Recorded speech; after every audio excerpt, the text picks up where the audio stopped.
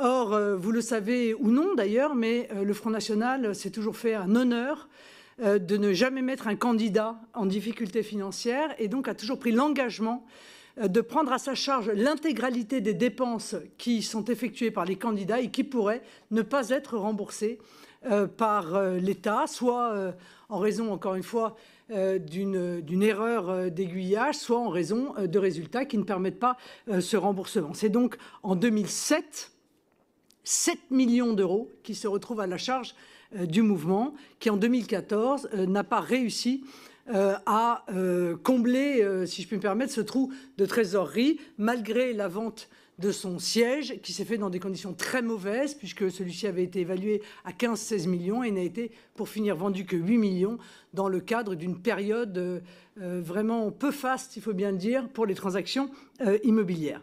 Ce déficit était aussi lié donc à cet accident électoral et à des pertes financières électorales.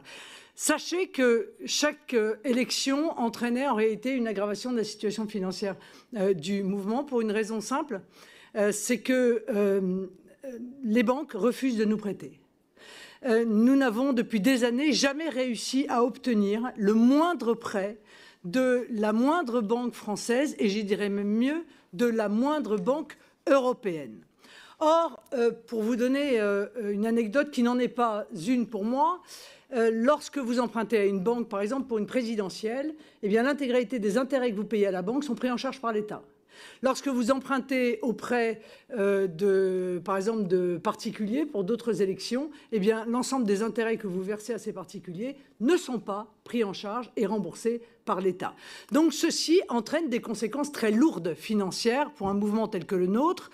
Et par exemple pour une présidentielle, c'est 800 000 euros à peu près, entre 800 000 et 1 million d'euros qui restent à la charge du mouvement. Nous avons donc cherché un prêt bancaire pour pouvoir faire face à cette situation financière difficile et face aussi à la crise de croissance qui était celle du mouvement à cette époque-là. Nous avons envoyé 200 lettres, je crois, saisi près de 200 établissements bancaires. Aucun de ces établissements n'a accepté de nous faire un prêt.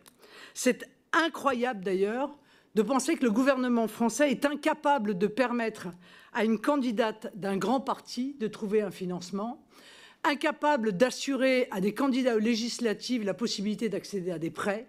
C'est incroyable parce qu'en réalité, ça va à l'encontre de l'article 4 de la Constitution.